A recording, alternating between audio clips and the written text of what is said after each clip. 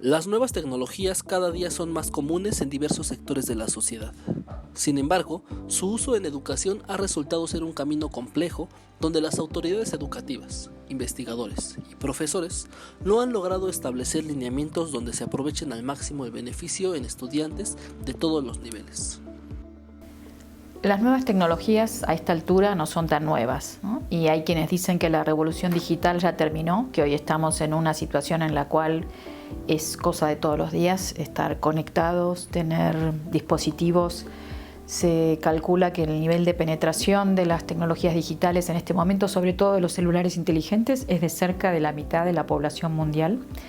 Y la conectividad, eso quiere decir que es muy alto, que es una de las tecnologías que más rápido y más extensivamente se han diseminado entre la humanidad. Con lo cual yo creo que discutir si tienen o no que estar en la educación es una discusión obsoleta. Ya están, aunque no estén los dispositivos en el aula, ya somos una sociedad mediatizada, digitalizada, nuestra existencia está digitalizada. Integrar las tecnologías de la educación, digamos, no es nuevo como tal.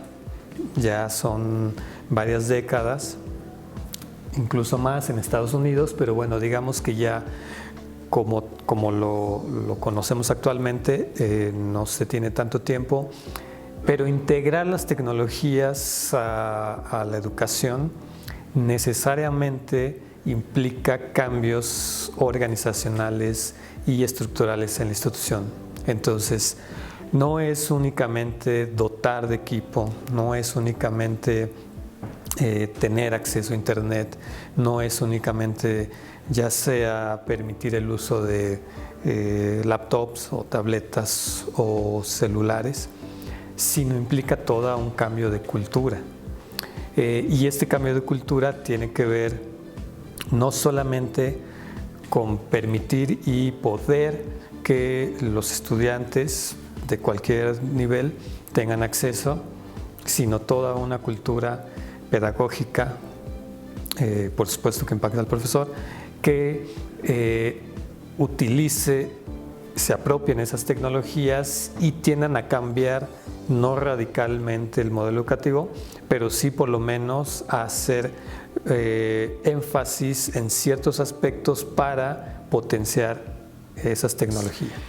Yo creo que ha habido muchos intentos, ha habido muchos programas que intentan justamente hacer una introducción inteligente y racional de las tecnologías en educación básica, sobre todo en educación en general, pero siento que no han cumplido los objetivos, los programas con los cuales fueron iniciados. Y para eso yo puedo hablar de 7 grandes programas que ha habido desde que el boom de la computación, de las computadoras en el mundo en general y en México en particular.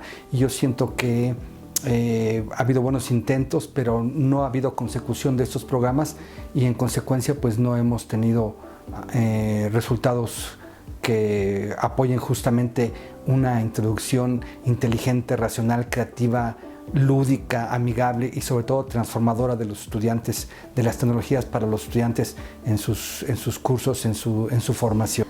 Partiendo de esta idea de la existencia digitalizada, quizás la discusión es qué hacer, ¿no? Y ahí hay varias posiciones. Por un lado están quienes creen que tenemos que tener muchos dispositivos en las aulas. Los programas 1 a 1, una computadora por alumno, se han implementado en México en algunos niveles, en algunos años.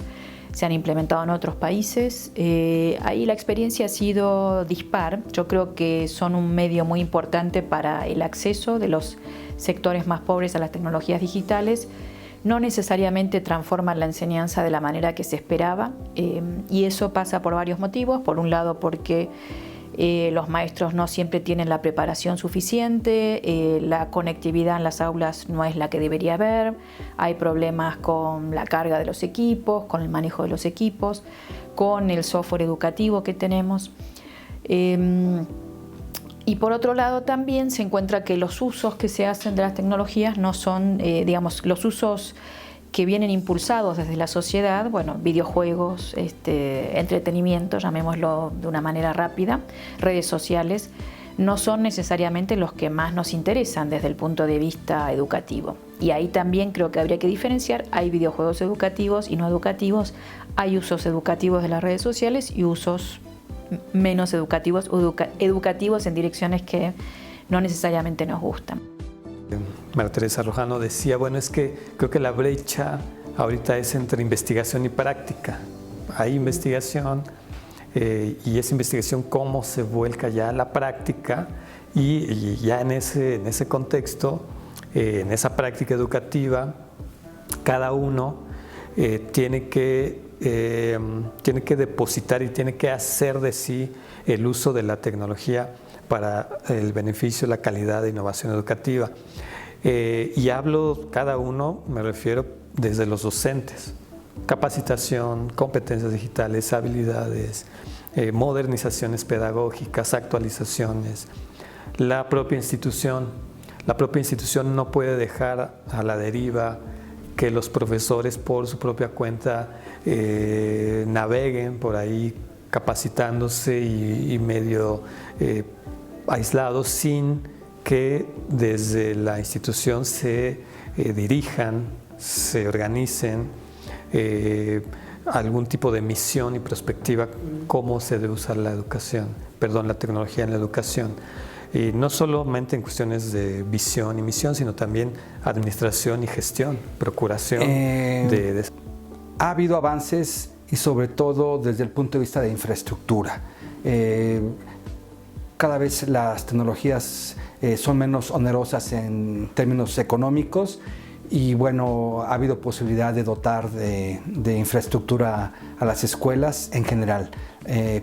Pero yo siento que no ha habido una buena formación de base que permita tanto a los profesores como a los estudiantes caminar e integrar esa tecnología porque no se ha trabajado con los conocimientos de base que permitan caminar junto con la tecnología. Siempre vienen nuevas versiones de máquinas, nuevos software, nuevas aplicaciones y como que no hay posibilidades de realmente saber qué es lo que está pasando con la tecnología, cuáles son sus principios, cómo se trabajan. La gente tiene pues muy poca idea de lo que realmente implica pues la introducción de una computadora en los procesos de enseñanza-aprendizaje. Y no únicamente digo una computadora, digo ahora sobre todo la educación móvil, ¿no? Los teléfonos inteligentes, los teléfonos que ahora se puede hacer muchas cosas con ello. Y digo, la tecnología es más barata, pero yo siento que no hay una formación de base que permita caminar junto con la tecnología. La interacción con el sector privado ha sido dispar, yo diría. En muchos casos obviamente las empresas quieren vender sus productos, el Estado a veces compra, a veces no compra. Yo creo que ahí el Estado tiene que jugar un rol de regulación, de pensar en el bien público, y eso implica tanto en qué invierto los recursos, que no son infinitos, más bien sabemos que en general son escasos, cómo los invierto, y también pensando, por ejemplo, hay discusiones que en América Latina se dieron poco sobre el código abierto, sobre el software libre, cuando buena parte, por ejemplo, siguiendo discusiones europeas, los estados europeos hoy están haciendo ese tipo de negociaciones o de inversiones en el sentido de que el Estado le ponga más a aquello que va a ser público y gratuito, ¿no? Me parece que hay que poner ahí un bien público, una idea de bien público, de bien común, por delante de los intereses privados, tanto de las empresas como a veces de quienes están en el gobierno o de las escuelas, ¿no? Que también se manejan como individuos o como entidades, ¿no? con intereses muy locales. Hay que pensar más en general, bueno, qué es lo que está pasando, ¿no? Ahí también yo creo que hay discusiones que no estamos dando a nivel público sobre la inteligencia artificial, sobre nuevos desarrollos, ¿no? Hay, por ejemplo, a nivel educativo, desarrollos que para mí son un poco problemáticos. Por ejemplo, la idea de estos chips, ¿no? subcutáneos o bueno, de poder, no sé, incluir la inteligencia emocional en las cuestiones que se miden, ¿no? Como formas de evaluación mucho más comprensivas, invasivas, ¿no? Respecto a los datos que producen los alumnos.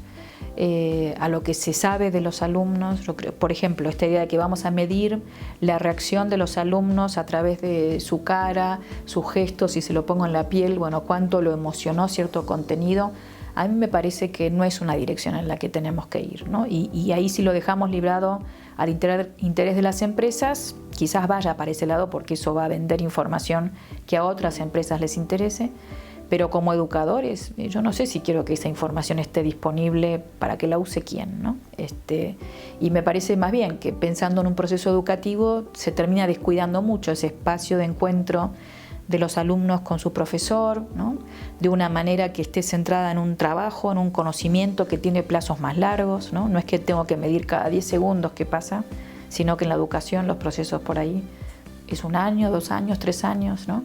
Y entonces, ¿de qué me sirve esta idea de que voy a saber cada 10 segundos qué está haciendo un estudiante? Ahí me parece que hay que ir más lento y poner el bien público por delante.